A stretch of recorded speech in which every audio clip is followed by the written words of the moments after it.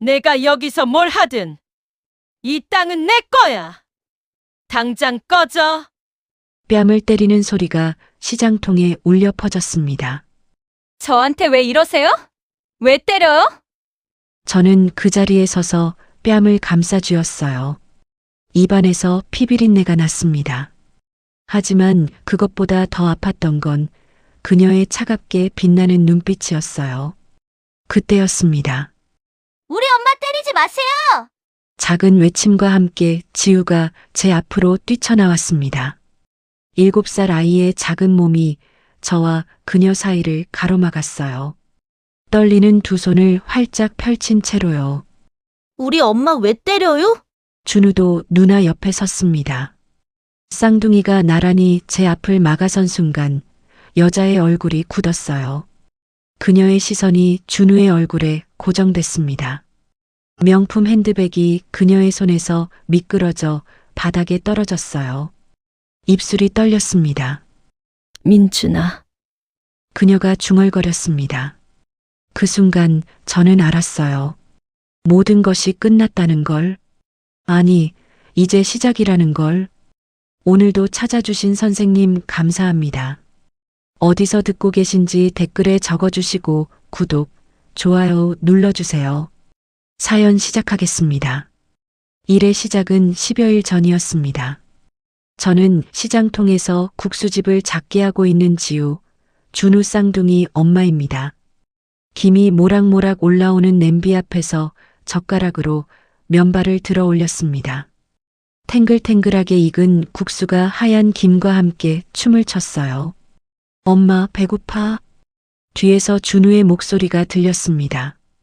가게 구석에서 그림책을 보던 지우도 고개를 들었어요.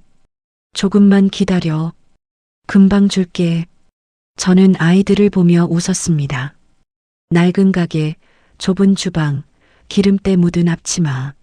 하지만 이곳이 저희의 전부였어요. 7년 전 아무것도 없이 쫓겨났던 제가 두 손으로 읽어낸 작은 세계였습니다. 시장은 오늘도 시끄러웠어요. 생선 파는 아주머니의 호객 소리, 떡볶이 냄새, 오가는 사람들의 발소리. 이 모든 게 익숙했습니다. 지우 엄마, 오늘 국수 맛있겠는데? 옆 가게 아주머니가 말을 걸었어요. 드셔보세요. 한 그릇 드릴게요. 아이고, 고마워라. 이렇게 서로 돕고 사는 게 시장이었습니다. 화려하지 않아도, 부유하지 않아도 따뜻했어요. 저는 이곳에서 아이들을 키우며 살아왔습니다. 그날 오후였습니다. 시장 입구가 소란스러워졌어요. 고급 세단 한 대가 좁은 골목 앞에 멈춰 섰습니다. 이 시장에는 어울리지 않는 차였어요. 차 문이 열렸습니다. 하이힐을 신은 여자가 내렸어요. 명품 선글라스, 샤넬 정장, 에르메스 핸드백. 온몸에서 돈 냄새가 났습니다. 저는 국수를 담다 말고 손을 멈췄어요. 심장이 쿵 하고 내려앉았습니다. 여자가 선글라스를 벗었어요.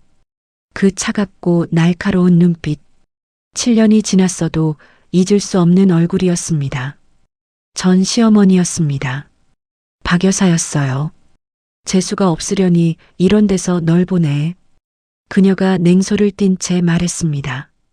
저를 보는 눈빛은 쓰레기를 보듯 했어요. 국자를 든 제 손이 떨렸습니다.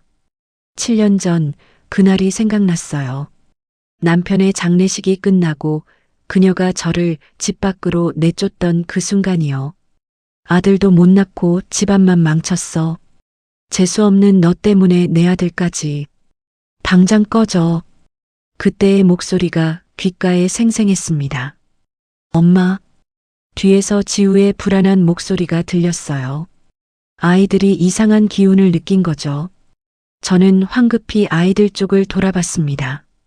지우야, 준우야, 안으로 들어가 있어. 엄마, 저 사람 누구야? 준우가 물었어요. 안 돼. 보이면 안 돼. 저는 아이들을 재빨리 안쪽 방으로 밀어 넣었습니다. 그리고 문을 닫았어요. 다행히 그녀는 아이들을 보지 못한 것 같았습니다. 저는 다시 박 여사를 마주봤어요. 무슨 일로 오셨습니까? 목소리가 떨리지 않으려고 애썼습니다. 그녀가 주변을 둘러봤어요. 낡은 간판, 기름때 묻은 가게, 김이 피어오르는 국수 냄비. 그녀의 입꼬리가 비웃듯 올라갔어요. 이런 누추한 데서 국수나 팔고 있었구나. 참 딱 내 수준이네. 모욕적인 말이었지만 저는 참았습니다. 그냥 가주기만을 바랐어요. 하지만 그녀는 가지 않았습니다. 이 시장 재개발 들어간다. 알고 있었어? 저는 움찔했어요. 뭐? 소문은 들었습니다. 소문이 아니야. 사실이지. 박 여사가 가방에서 서류 뭉치를 꺼냈습니다. 이 땅의 주인이 누군지 알아? 바로 나야. 우리 집안 재산이라고. 순간 머리가 하얘졌어요. 이 시장이 박 여사의 땅이었다니. 한 달 안에 나가. 보상금? 생각도 하지 마. 넌 받을 자격 없어. 그녀가 차갑게 말했습니다. 하지만 저는 이곳에서 7년이든 70년이든 상관없어. 내 땅이니까. 박 여사가 선글라스를 다시 썼습니다. 그리고 돌아서려다 멈칫했어요. 우리 민준이는 착했지. 너 같은 년을 만나지만 않았어도. 그녀의 목소리가 떨렸습니다. 분노인지 슬픔인지 알 수 없었어요. 재수없는 내가 우리 집안에 와서 내 아들까지 죽였어. 자식도 하나 없이 죽은 불쌍한 내 아들 민준이. 박 여사의 눈이 그새 붉어지고 입에서는 칼날 같은 말이 쏟아져 나왔습니다. 당장 꺼져. 너같이 재수없는 년 꼴도 보기 싫다. 그녀가 떠난 후에도 저는 한동안 그 자리에 서 있었어요. 손이 떨렸습니다. 다리에 힘이 풀렸습니다. 하지만 주저앉을 수 없었어요. 안쪽 방에는 제 아이들이 있었으니까요. 지우와 준우. 7년 전 그녀가 쫓아낸 며느리가 낳은 그녀가 그토록 원하던 손주들이요. 저는 이를 악물었습니다. 이번만큼은 절대 물러서지 않겠어. 그날 밤 잠을 이룰 수 없었습니다. 아이들은 제 옆에서 새근새근 잠들어 있었어요. 지우의 작은 손이 제 팔을 감싸고 있었고 준우는 베개를 꼭 안은 채 잠꼬대를 했습니다. 엄마, 어디 있어? 국수 맛있어. 준우의 잠꼬대가 가슴을 아프게 했어요. 이 아이들에게 이곳은 세상의 전부였습니다. 좁은 쪽방이지만 웃음이 있었고 낡은 가게지만 따뜻함이 있었어요. 그런데 한 달 후면 이 모든 게 사라진다니. 창밖으로 빗소리가 들렸습니다. 시장의 밤은 고요했어요. 한 달, 단 한 달. 저는 천장을 바라보며 생각했습니다. 7년 전에도 이랬어요. 남편의 장례식이 끝나고 그녀가 저를 내쫓았을 때요. 아무것도 가진 게 없었습니다. 갈 곳도 기댈 사람도 없었어요. 하지만 저는 살아냈습니다. 그런데 이번엔 달랐어요. 7년 전엔 혼자였지만 지금은 지켜야 할 아이들이 있었으니까요. 사흘이 지났습니다. 저는 평소처럼 국수를 삶고 있었어요. 손님들이 하나둘 가게를 찾았습니다. 생선가게 아주머니, 청가물 상인 아저씨, 단골 할머니들이요. 지우 엄마, 재개발 소식 들었어? 생선가게 아주머니가 조심스럽게 물었습니다. 네, 들었어요. 우리 다 나가야 한대. 보상금 쥐꼬리만큼 주면서 나가라고 하면 어디서 다시 가게를 얻나? 원래 재개발이 그렇지 뭐. 서민들은 쫓겨나는 거야. 옆 테이블의 아저씨가 한숨을 쉬었어요. 시장 사람들 모두가 불안해하고 있었습니다. 하지만 저처럼 절박한 사람은 없었어요. 다른 사람들에게는 이곳이 생계의 터전이지만 저에게는 아이들과 함께 숨 쉬는 유일한 공간이었으니까요. 그때였습니다. 쾅! 가게 문이 거칠게 열렸습니다. 박 여사였어요. 이번엔 혼자가 아니었습니다. 정장을 입은 남자 둘이 그녀를 따라 들어왔어요. 손에는 서류 가방을 들고 있었습니다. 아직도 영업하고 있네? 박 여사가 비웃듯 말했습니다. 저는 국자를 든 채 그녀를 바라봤어요. 영업시간입니다. 영업? 웃기지 마. 이 가게 이번 주 안으로 비워. 한 달이라고 하셨잖습니까? 마음이 바뀌었어. 박 여사가 차갑게 말했습니다. 그리고 옆에 서 있던 남자 하나가 앞으로 나왔어요. 철거 일정이 앞당겨졌습니다. 협조 부탁드립니다. 딱딱한 목소리였습니다. 협조라니요. 저는 아직 다른 곳을 구하지도. 그건 당신 문제야. 박 여사가 말을 잘랐어요. 그리고 주변을 둘러보더니 국수 냄비를 향해 손을 뻗었습니다. 이런 더러운 걸로 장사하고 있었어? 안 돼요. 제가 소리쳤지만 이미 늦었습니다. 쾅! 박 여사가 국자로 냄비를 내려쳤어요. 뜨거운 국물이 사방으로 튀었습니다. 김이 피어올랐어요. 어머! 손님들이 비명을 질렀습니다. 하지만 박 여사는 멈추지 않았어요. 테이블 위에 그릇들을 쓸어버렸습니다. 간장병이 바닥에 떨어져 깨졌어요. 유리 파편이 사방으로 흩어졌습니다. 그만하세요. 제가 그녀의 팔을 잡았습니다. 손 치워. 박 여사가 제 손을 뿌리쳤어요. 그 힘에 저는 뒤로 비틀거렸습니다. 엄마. 뒤에서 지우의 목소리가 들렸어요. 아이들이 안쪽 방에서 나온 겁니다. 안 돼. 보이면 안 돼. 안으로 들어가. 제가 소리쳤지만 이미 박 여사가 뒤를 돌아봤습니다. 그녀의 시선이 아이들에게 향했어요. 하지만 다행히 박 여사는 아이들을 그냥 지나쳤습니다. 그저 방해물 정도로 본 거죠. 아직 아이들의 얼굴을 제대로 보지 못한 겁니다. 가자. 박 여사가 차갑게 말하고 돌아섰어요. 이번 주 안으로 비우지 않으면 강제 철거 들어간다. 명심해. 하이힐 소리가 멀어졌습니다. 가게는 난장판이 되어 있었어요. 깨진 그릇들, 흩어진 국물, 유리 파편들. 손님들은 어느새 모두 떠나고 없었습니다. 엄마. 지우가 제 옆으로 다가왔어요.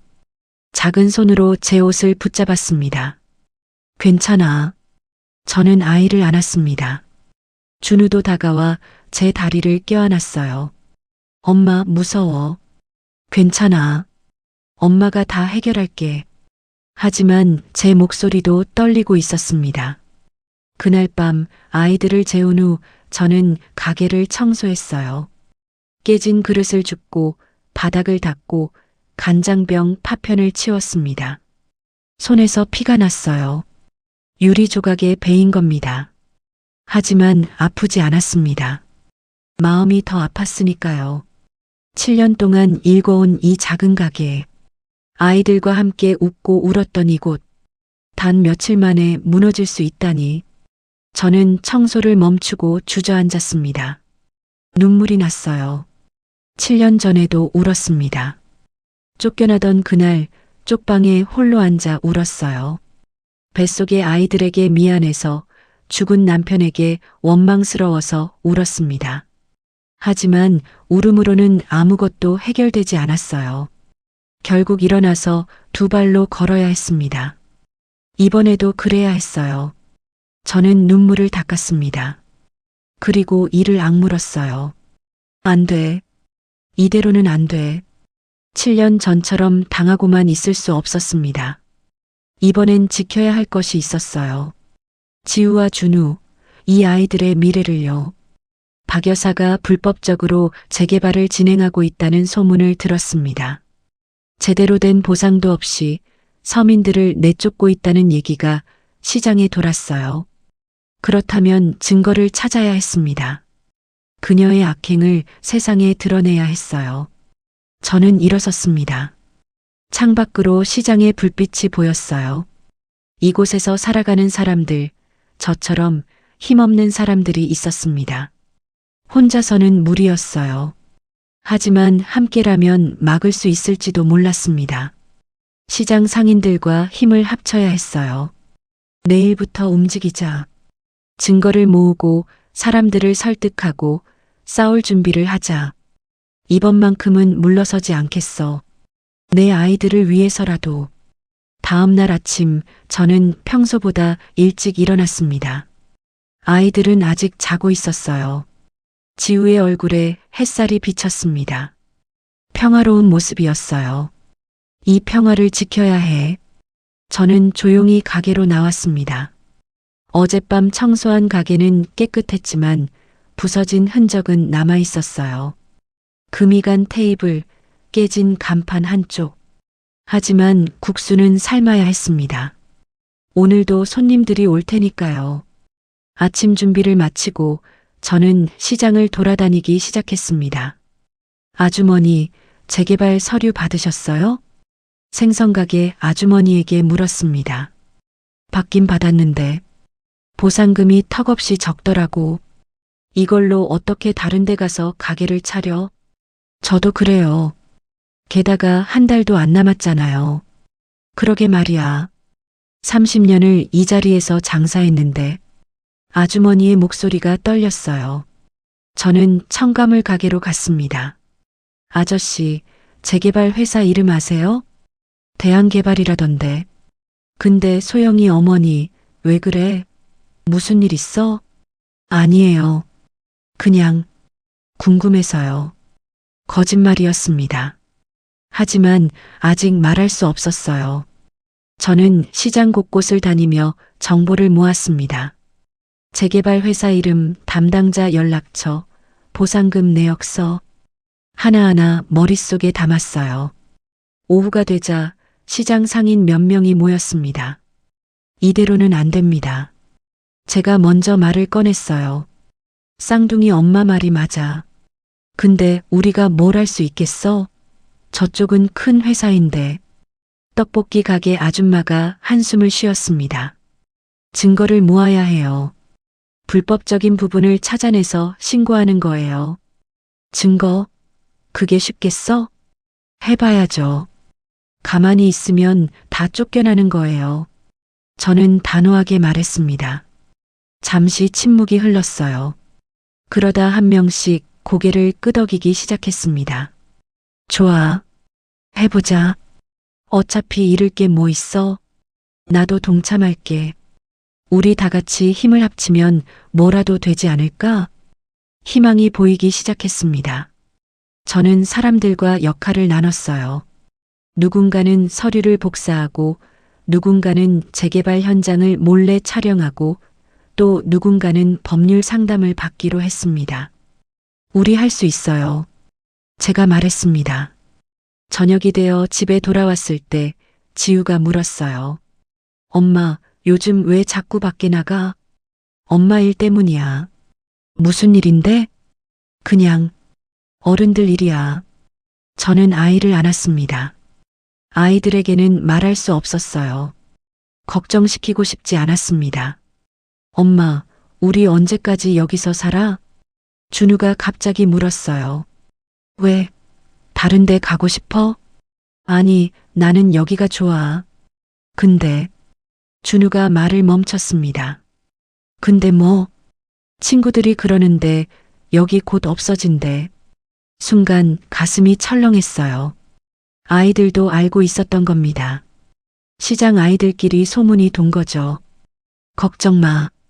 엄마가 지킬게. 정말? 그럼 엄마가 약속할게. 저는 두 아이를 꼭 안았습니다. 어떻게든 지켜야 했어요. 이 약속을요. 며칠 후 저는 작은 노트에 증거들을 정리하고 있었습니다. 재개발 허가서의 날짜 조작 의혹, 환경영향평가 누락, 상인들에 대한 협박 정황. 하나씩 모이고 있었어요. 이 정도면 신고할 수 있겠는데? 옆에서 생선가게 아주머니가 말했습니다. 아직 부족해요. 더 확실한 게 필요해요. 저는 노트를 덮었습니다. 그때였어요. 쿵! 가게 문이 열렸습니다. 낡은 옷을 입은 노인이 들어왔어요. 등이 굽었고 손에는 폐지를 담은 수레를 끌고 있었습니다. 국수 한 그릇 주시오. 노인의 목소리는 쉬어 있었습니다. 네, 잠시만요. 저는 국수를 삶기 시작했어요. 노인은 구석 자리에 앉았습니다. 그리고 저를 물끄러미 쳐다봤어요. 왠지 낯선 느낌이 들었습니다. 이 시장에서 본 적 없는 얼굴이었거든요. 누구지? 국수를 내어드리자 노인이 조용히 드시기 시작했어요. 한참을 드시더니 말을 꺼냈습니다. 재개발로 힘드시겠소? 네. 다들 힘들어 보이더군. 이 시장 사람들이. 노인이 말했습니다. 그렇긴 해요. 그런데 싸우려고? 저는 깜짝 놀랐어요. 어떻게? 소문 들었소? 증거 모으고 있다고. 노인이 빙그레 웃었습니다. 조심하시오. 상대가 만만치 않을 거요. 그래도 해야죠. 가만히 있을 순 없어요. 저는 단호하게 대답했습니다. 노인이 고개를 끄덕였어요. 용감하시군. 좋아. 필요하면 도움을 주겠소. 도움이요? 내가 늙긴 했어도 할 수 있는 게 있지. 노인이 자리에서 일어났습니다. 그리고 국수값을 내려놓았어요. 또 오겠소. 노인이 떠난 후 저는 그 자리에 멍하니 서 있었습니다. 이상한 노인이었어요. 하지만 왠지 믿음이 갔습니다. 그날 밤 저는 노트를 펼쳤습니다. 증거 목록이 한 페이지를 가득 채웠어요. 이제 시작이야. 박 여사, 이번엔 당신이 당하는 거야. 저는 노트를 덮고 창밖을 바라봤습니다. 시장의 불빛이 반짝이고 있었어요. 저 불빛 하나하나가 누군가의 삶이고 희망이었습니다. 지킬 거야. 반드시. 일주일이 지났습니다. 저는 증거를 계속 모으고 있었어요. 재개발 서류의 이상한 부분들, 상인들의 증언, 협박 녹음 파일까지. 노트는 점점 두꺼워졌습니다. 시장 상인들도 힘을 보태주었어요. 모두가 한마음이었습니다. 쌍둥이 엄마, 이거 봐. 허가 날짜가 이상해. 청가물 아저씨가 서류를 가져왔어요. 정말요? 이건 결정적인데요. 희망이 보였습니다. 그날 오후 저는 가게를 정리하고 있었어요. 아이들은 안쪽 방에서 놀고 있었습니다. 누나, 이거 봐. 내가 그렸어. 와, 준우 잘 그렸다. 아이들의 웃음소리가 들렸어요. 평화로운 순간이었습니다. 그때였어요. 쿵, 쿵, 쿵. 거친 발소리가 들려왔습니다. 가게 문이 벌컥 열렸어요. 건장한 남자 5명이 들어왔습니다. 검은 정장에 선글라스를 낀 모습, 영락없는 용역들이었어요. 여기가 김소영 씨 가게 맞나? 선두에 선 남자가 물었습니다. 목소리가 차갑고 협박적이었어요. 네. 그런데요?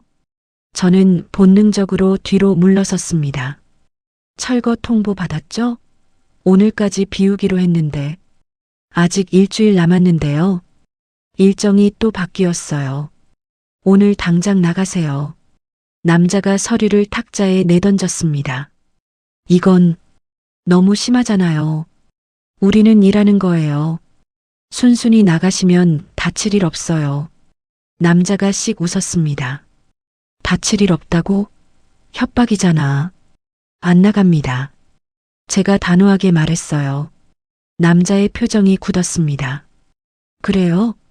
그럼 어쩔 수 없네. 남자가 손짓을 했어요.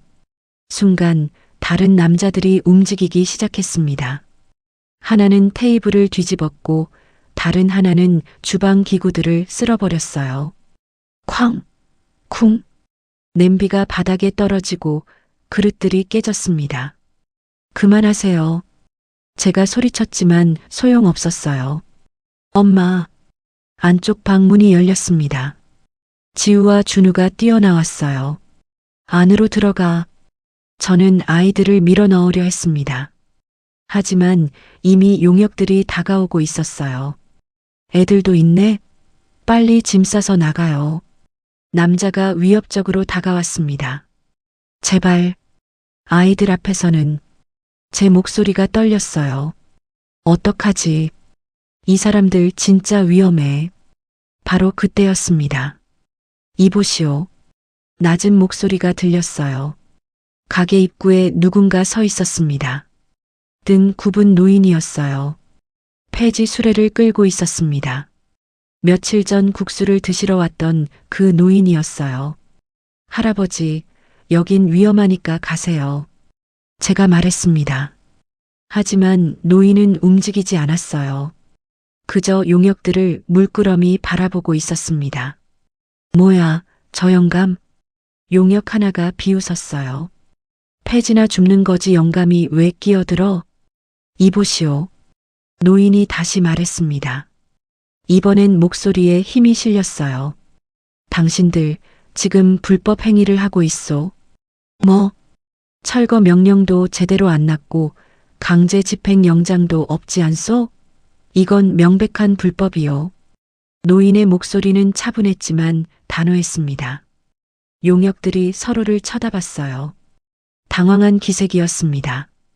영감, 괜히 끼어들지 말고 꺼져. 선두에 선 남자가 노인에게 다가갔습니다. 주먹을 쥐고요. 저는 숨이 막혔어요. 노인이 다칠 거야. 어떻게?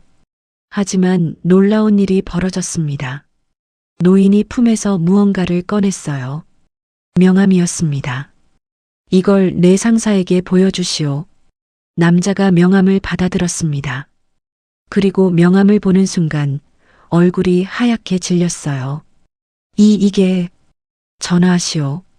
지금 당장. 노인의 목소리에는 위험이 담겨 있었습니다. 남자가 황급히 전화를 걸었어요. 무언가 대화를 나누더니 점점 얼굴이 창백해졌습니다. 네, 알겠습니다. 전화를 끊은 남자는 다른 용역들을 돌아봤어요. 철수한다. 지금 당장. 형님, 그게 무슨. 닥치고 나가. 남자가 소리쳤습니다. 용역들은 황급히 가게를 빠져나갔어요. 마치 도망치듯이요. 저는 멍하니 그 광경을 지켜봤습니다. 대체 뭐지? 저 명함에 뭐가 적혀 있길래? 노인이 저를 돌아봤어요. 괜찮소? 네. 감사합니다. 근데 대체 나중에 설명하겠소. 지금은 아이들을 돌보시오. 노인이 지우와 준우를 바라봤습니다. 그 눈빛이 묘하게 따뜻했어요. 착한 아이들이군. 노인이 중얼거렸습니다. 할아버지, 고맙습니다. 지우가 작은 목소리로 말했어요. 노인이 빙그레 웃었습니다. 그리고 폐지 수레를 끌고 천천히 떠났어요. 저는 그 뒷모습을 바라봤습니다. 대체 누구지? 저 사람은? 폐지를 줍는 초라한 노인. 하지만 명함 하나로 용역들을 물리쳤어요. 보통 사람이 아니었습니다. 그날 밤 저는 잠을 이룰 수 없었어요. 노인의 눈빛이 자꾸 떠올랐습니다. 아이들을 보던 그 따뜻한 시선, 왠지 낯설지 않은 느낌이었어요. 그리고 그가 던진 말, 나중에 설명하겠소. 무슨 설명을 하려는 걸까? 저는 창밖을 바라봤습니다. 어둠 속에서 누군가 이 가게를 지켜보는 것 같았어요. 그 누군가가 저를 돕고 있는 것 같았습니다. 사흘이 더 지났습니다. 시장은 긴장감으로 가득했어요. 용역들이 물러간 후 박 여사 쪽에서는 아무런 움직임이 없었습니다. 하지만 그게 오히려 더 불안했어요. 폭풍 전야 같았습니다. 저는 계속 증거를 모았어요. 노트는 이제 2권이 되었습니다. 불법 재개발의 증거들로 가득 찼어요. 쌍둥이 엄마 이제 신고할 때 된 거 아냐? 생선가게 아주머니가 물었습니다. 조금만 더요. 확실하게 해야죠. 저는 신중했어요. 단 한 번의 기회였으니까요. 그날 오후였습니다. 저는 아이들과 함께 시장을 걷고 있었어요. 지우는 제 손을 잡고 준우는 앞서서 깡충깡충 뛰어다녔습니다. 엄마, 붕어빵 사줘. 준우가 붕어빵 가게 앞에서 멈춰 섰어요. 그래, 하나씩 사자. 저는 웃으며 붕어빵을 샀습니다. 아이들이 좋아하는 모습을 보니 가슴이 따뜻해졌어요. 이 평범한 순간들, 이게 행복이야. 맛있어? 응, 엄마도 먹어. 지우가 자기 붕어빵을 제 입에 갖다 댔습니다. 저는 한 입 베어 물었어요. 달콤했습니다. 바로 그때였어요. 김소영, 날카로운 목소리가 들렸습니다. 저는 화들짝 놀라 돌아봤어요. 박 여사였습니다. 이번엔 혼자가 아니었어요. 재개발 회사 사람들과 변호사로 보이는 남자들이 함께였습니다. 총 7명이나 되었어요. 시장 사람들이 하나둘 모여들었습니다. 저게 누구야? 재개발 회사 사람들 아냐? 수군거리는 소리가 들렸어요. 박 여사가 저를 향해 걸어왔습니다. 하이힐 소리가 딱딱딱 시장 바닥을 울렸어요. 지우야, 준우야, 엄마 뒤에 있어. 저는 재빨리 아이들을 제 뒤로 밀었습니다. 증거를 모으고 있다면서 박 여사가 비웃듯 말했습니다. 저는 움찔했어요. 어떻게 알았지? 놀란 얼굴 보니 사실이군. 참 우습다. 내가 뭘 안다고 증거를 모아? 박 여사가 한 걸음 더 다가왔어요. 이 땅은 내 거야. 합법적으로 내 재산이라고. 내가 아무리 발버둥 쳐봤자 소용없어. 불법 재개발이잖아요. 허가도 제대로 안 났고. 닥쳐. 박 여사가 소리쳤습니다. 시장이 순간 조용해졌어요. 모두가 저희를 쳐다보고 있었습니다. 7년 전에도 그랬지. 끝까지 버티더니. 그래서 뭐가 달라졌어? 결국 쫓겨났잖아.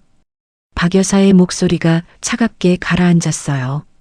아들도 없이 만든 주제에 집안이나 망쳐놓고 그러고도 부끄럽지도 않아? 칼날 같은 말이었습니다. 주변 사람들이 웅성거렸어요. 아들이 없다고? 그럼 누가 죽었다는 거야? 저는 고개를 숙였어요. 부끄러웠습니다. 하지만 참아야 했어요. 아이들 때문에요. 이제 그만하세요. 제가 낮게 말했습니다. 그만? 난 시작도 안 했는데? 박 여사가 제 앞으로 바짝 다가왔어요. 그리고 손을 들었습니다. 탁! 뺨을 때리는 소리가 시장통에 울려 퍼졌습니다. 엄마! 뒤에서 지우의 비명이 들렸어요. 저는 뺨을 감싸쥐었습니다. 입안에서 피맛이 났어요. 이게 내 주제야. 명심해.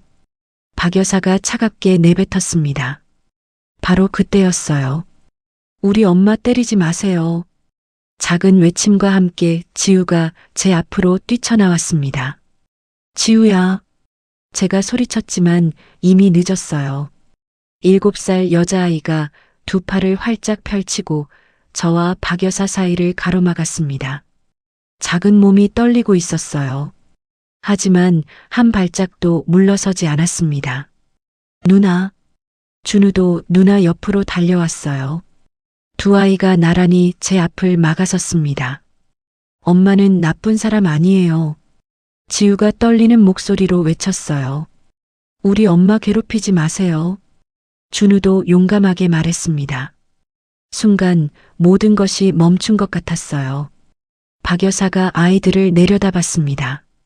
그녀의 시선이 준우에게 고정되었어요. 명품 핸드백이 손에서 미끄러져 바닥에 떨어졌습니다. 박 여사의 입에서 신음 같은 소리가 새어나왔어요. 그녀가 한 걸음 뒤로 물러섰습니다. 얼굴이 하얗게 질렸어요. 민준아. 박 여사가 중얼거렸습니다. 준우의 얼굴, 또렷한 쌍꺼풀, 오똑한 코, 선한 눈빛. 7년 전 죽은 그녀의 아들 민준의 어린 시절과 똑같았습니다. 설마 이 아이가 박 여사의 손이 떨렸어요. 시선이 지우에게로 옮겨갔습니다. 동그란 눈, 작은 체구. 여자아이였어요. 쌍둥이. 남자아이와 여자아이. 박 여사의 입술이 파르르 떨렸습니다. 저는 아이들을 끌어안았어요. 심장이 미친 듯이 뛰었습니다. 안 돼. 들키면 안 돼. 하지만 이미 늦었습니다. 박 여사가 저를 똑바로 쳐다봤어요. 그 눈빛에는 충격과 분노, 그리고 광기가 담겨 있었습니다. 내가 내 손주들을 숨기고 있었어? 박 여사의 목소리가 떨렸어요. 7년 동안 내 손주들을? 아니에요. 이 아이들은 닥쳐. 내 눈을 속일 수 있을 것 같아? 박 여사가 소리쳤습니다. 그녀가 아이들에게 다가왔어요. 지우야, 준우야 맞지? 너희가 우리 민준이 아이들이구나. 박 여사의 손이 준우의 얼굴을 향했습니다. 만지지 마세요. 저는 아이들을 품에 안았어요. 왜? 내 손주인데? 손주라니요. 당신이 무슨... 민준이가 죽었을 때 넌 임신하고 있었던 거야. 그치? 박 여사의 눈빛이 날카로워졌어요. 저는 대답할 수 없었습니다. 대답해. 이 아이들이 내 손주 맞아? 박 여사가 제 어깨를 붙잡고 흔들었어요. 그만하세요. 어머, 저거 봐. 쌍둥이래. 박 여사 손주들이었어? 주변 사람들이 수군거렸습니다. 저는 아이들을 꼭 안았어요. 지우와 준우가 제 품에서 떨고 있었습니다. 엄마, 무서워. 지우가 울먹였어요. 박 여사가 물러섰습니다. 그리고 함께 온 사람들을 돌아봤어요. 변호사, 지금 당장 친권 소송 준비해. 저 여자한테서 내 손주들을 되찾을 거야. 네, 회장님. 변호사가 대답했습니다.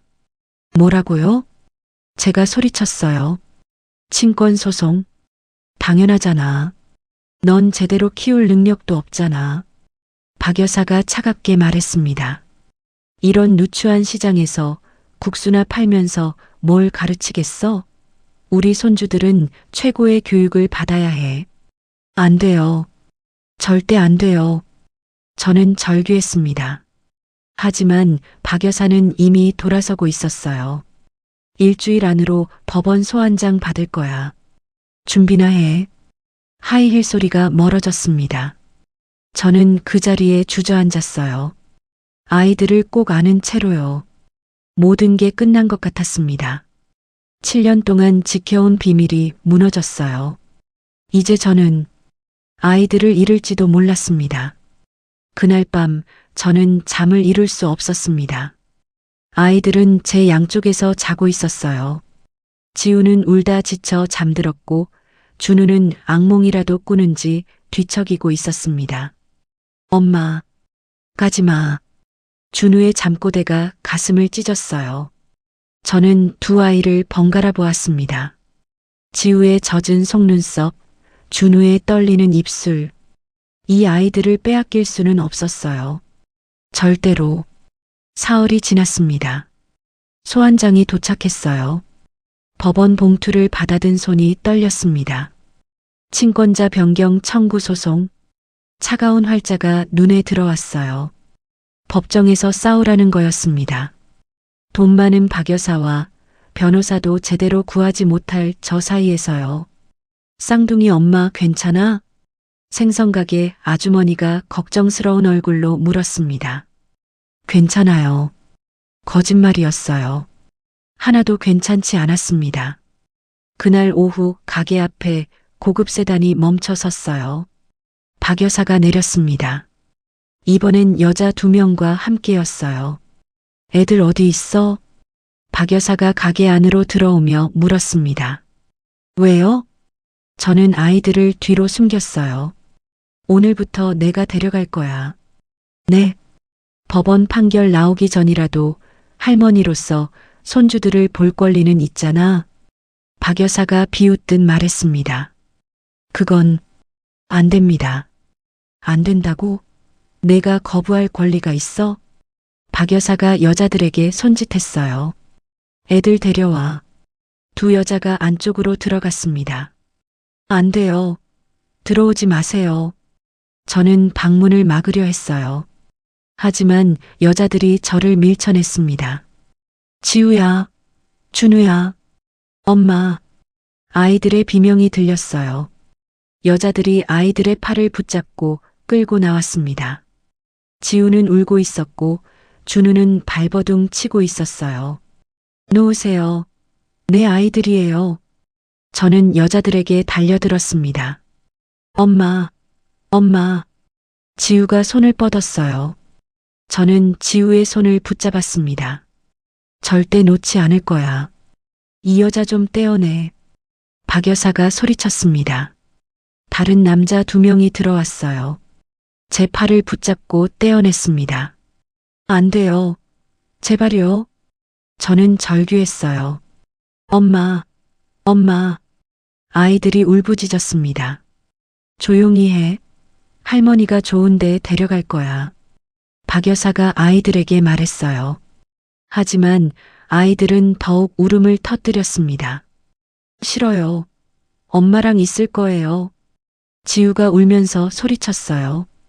우리 엄마 놔줘요. 준우가 남자의 다리를 발로 찼습니다. 하지만 소용없었어요. 아이들은 차 쪽으로 끌려갔습니다. 안 돼. 제발. 저는 바닥을 기듯이 그들을 따라갔어요. 하지만 남자들이 저를 막았습니다. 엄마. 차 안에서 아이들의 울음소리가 들렸어요. 창문에 지우와 준우의 얼굴이 보였습니다. 눈물 범벅이 된 얼굴로 저를 바라보고 있었어요.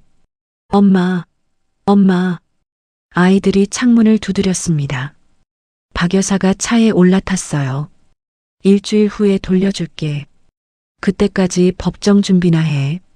차 문이 닫혔습니다. 안 돼. 기다려요. 저는 차를 향해 뛰어갔어요. 하지만 차는 출발했습니다. 엄마. 멀어지는 차 안에서 아이들의 목소리가 들렸어요. 저는 그 자리에 주저앉았습니다. 아. 신음이 새어나왔어요. 온몸에서 힘이 빠졌습니다. 내 아이들을 빼앗겼어. 쌍둥이 엄마. 시장 사람들이 달려왔습니다. 괜찮아? 일어나 봐. 하지만 저는 일어날 수 없었어요. 다리에 힘이 없었습니다. 아니, 살아갈 이유가 사라진 것 같았어요. 경찰에 신고해야지. 그래, 이건 납치야. 사람들이 수군거렸습니다. 하지만 소용없다는 걸 알았어요. 박 여사는 할머니였습니다. 법적으로 손주를 만날 권리가 있었어요. 저는 아무것도 할 수 없었습니다. 그날 밤 저는 빈 방에 혼자 앉아 있었어요. 아이들의 그림책이 바닥에 놓여 있었습니다. 준우가 그린 그림, 지우의 인형. 모든 게 그대로였는데 아이들만 없었어요. 엄마. 귓가에 아이들의 목소리가 들리는 것 같았습니다. 저는 그림책을 집어들었어요. 준우가 그린 그림이 있었습니다. 엄마와 누나와 자기. 셋이 손을 잡고 웃고 있는 그림이었어요. 눈물이 흘러내렸습니다. 미안해.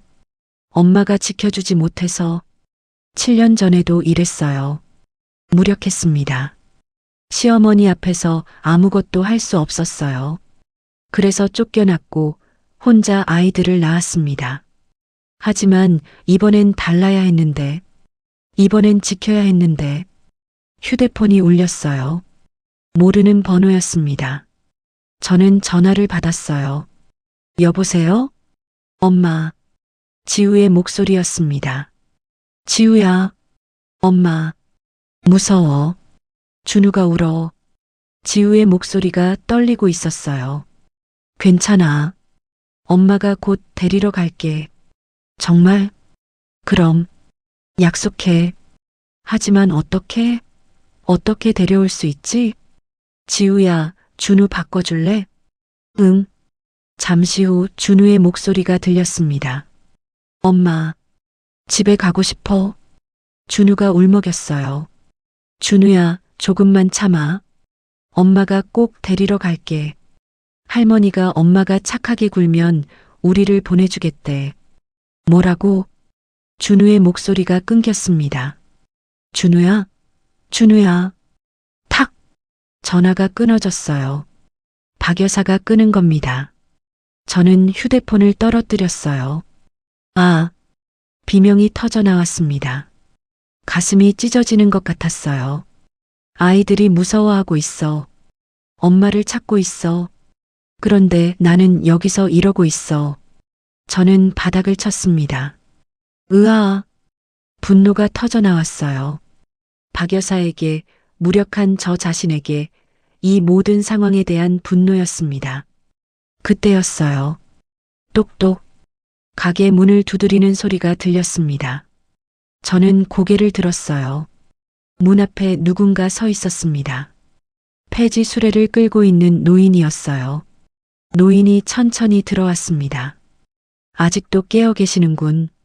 낮고 차분한 목소리였어요. 저는 눈물을 닦았습니다. 할아버지, 지금은 알고 있소. 아이들을 빼앗겼다는 거. 노인이 제 앞에 앉았어요. 대체 할아버지는 누구세요? 왜 저를 도와주시는 거예요? 저는 물었습니다. 노인이 잠시 침묵했어요. 그리고 천천히 입을 열었습니다. 내 이름은 박영수요. 영수? 박 여사의 시아버지, 민준이의 할아버지, 그리고 노인이 저를 바라봤어요. 지우와 준우의 증조할아버지지. 순간 머리가 하얘졌습니다. 그럼 할아버지가 그래. 7년 전 당신이 쫓겨나던 날 나는 거기 있었소. 노인의 목소리가 낮아졌어요. 손자 민준이의 장례식, 며느리가 쫓겨나는 걸 보고도 나는 막지 않았소. 왜요? 왜 그때 때를 기다린 거요? 박 여사의 본성을 세상에 드러낼 때를. 노인이 말했습니다. 7년 동안 당신과 아이들을 지켜봤소. 시장에 폐지를 주우러 온 척하면서요. 당신이 얼마나 힘들게 아이들을 키웠는지 다 봤소.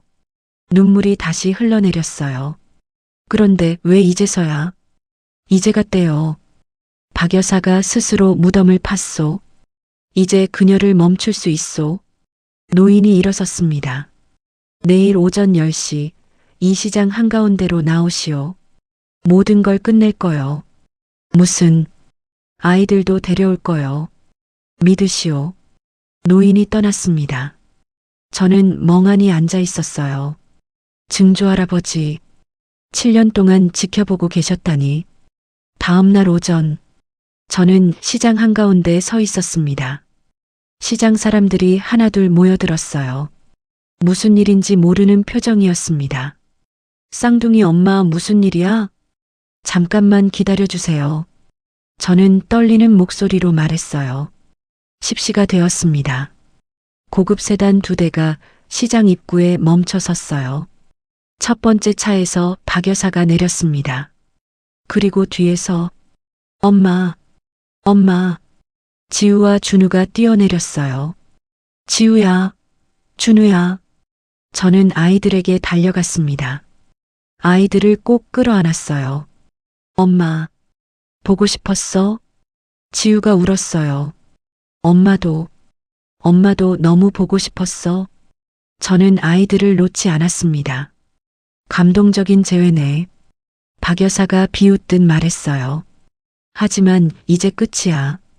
오늘 법원 가서 친권 이양 서류에 서명할 거야. 안 해요. 저는 단호하게 말했습니다. 뭐? 절대 안 해요. 제 아이들이에요. 내가 키울 수 있을 것 같아? 이 누추한 시장에서? 박 여사가 주변을 둘러봤어요. 모인 사람들을 비웃듯이요. 여기 사람들 봐.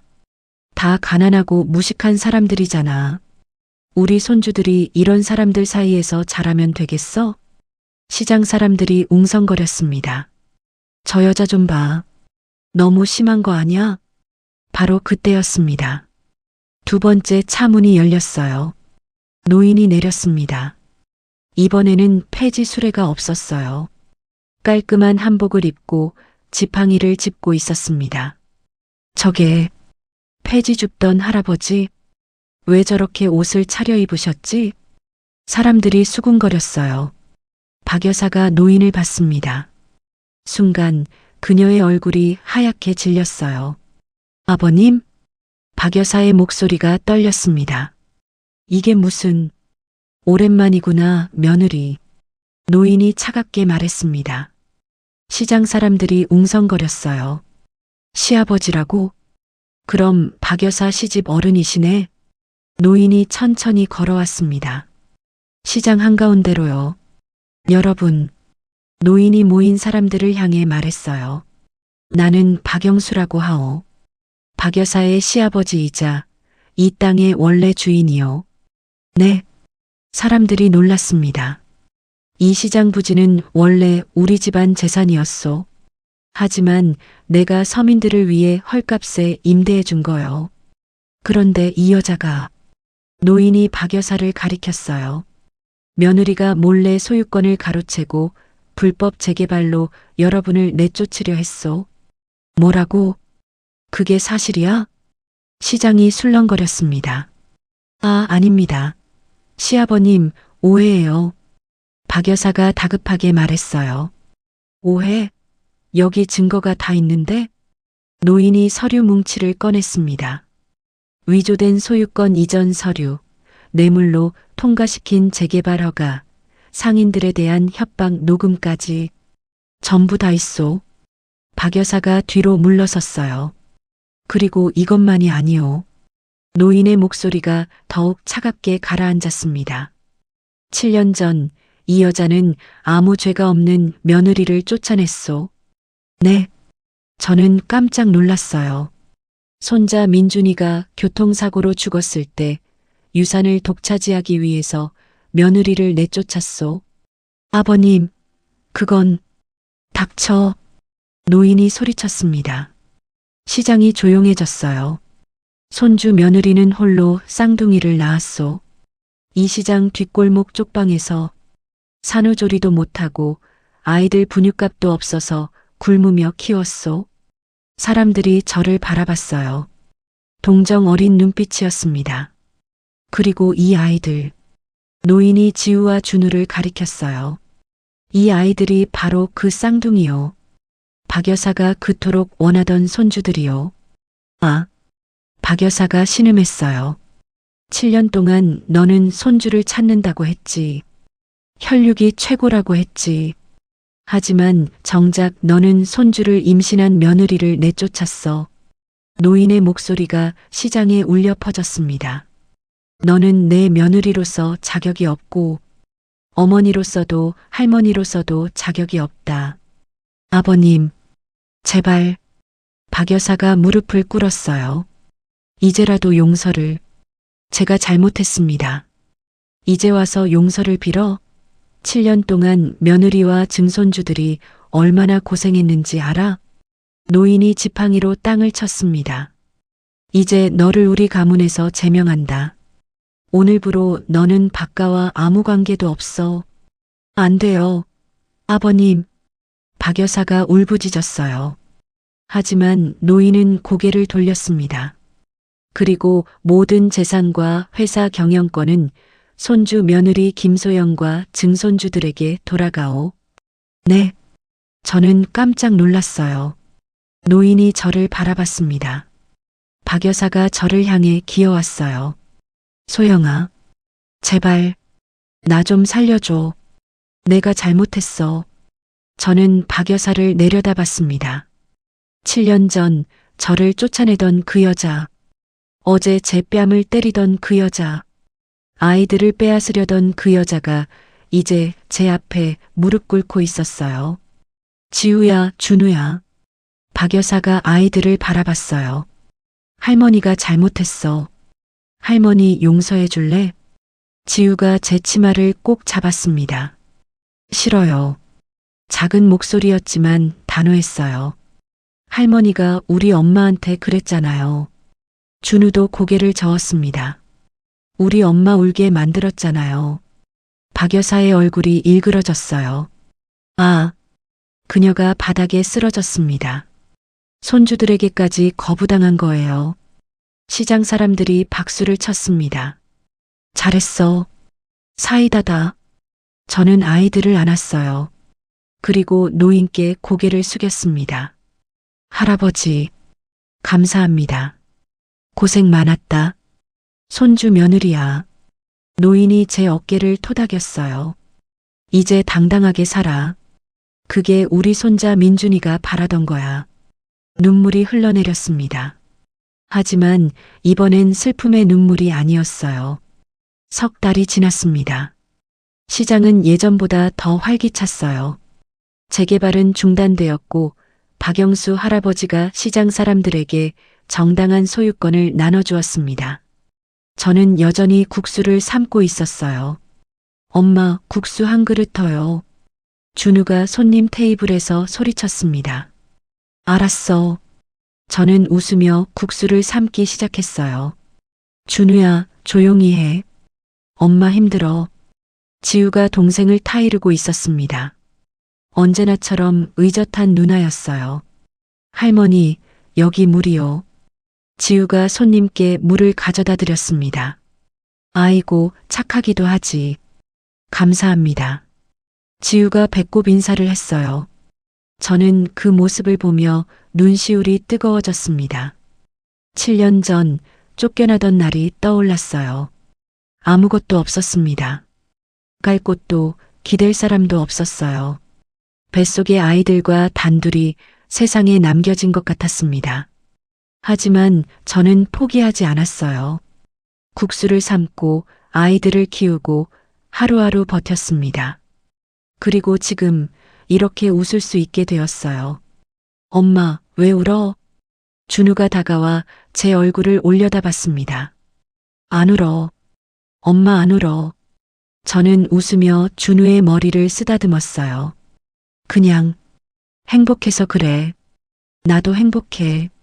엄마랑 누나랑 같이 있으니까. 준우가 환하게 웃었습니다. 그 웃음이 저를 살게 했어요. 7년 동안 그리고 앞으로도요. 똑똑. 가게 문이 열렸습니다. 박영수 할아버지였어요. 여전히 수수한 옷차림이었지만 이제는 지팡이 대신 곧은 자세로 걸어오셨습니다. 증조 할아버지, 아이들이 달려갔어요. 우리 증손주들, 잘 지냈나? 할아버지가 아이들을 번갈아 안아주셨습니다. 할아버지, 국수 드시러 오셨어요? 그럼, 우리 며느리가 끓인 국수가 최고지. 할아버지가 자리에 앉으셨어요. 저는 정성껏 국수를 삶았습니다. 할아버지께 드릴 국수였어요. 할아버지, 저는 국수를 내려놓으며 말했습니다. 7년 동안 지켜봐 주셔서 감사합니다.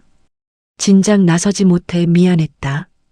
할아버지의 눈가가 촉촉해졌어요. 아니에요. 할아버지가 계셨기에 제가 버틸 수 있었어요. 저는 고개를 숙였습니다. 이제 당당하게 살 거라. 민준이도 하늘에서 기뻐할 거다. 할아버지가 국수를 드시기 시작했어요. 저는 창밖을 바라봤습니다. 햇살이 시장을 비추고 있었어요.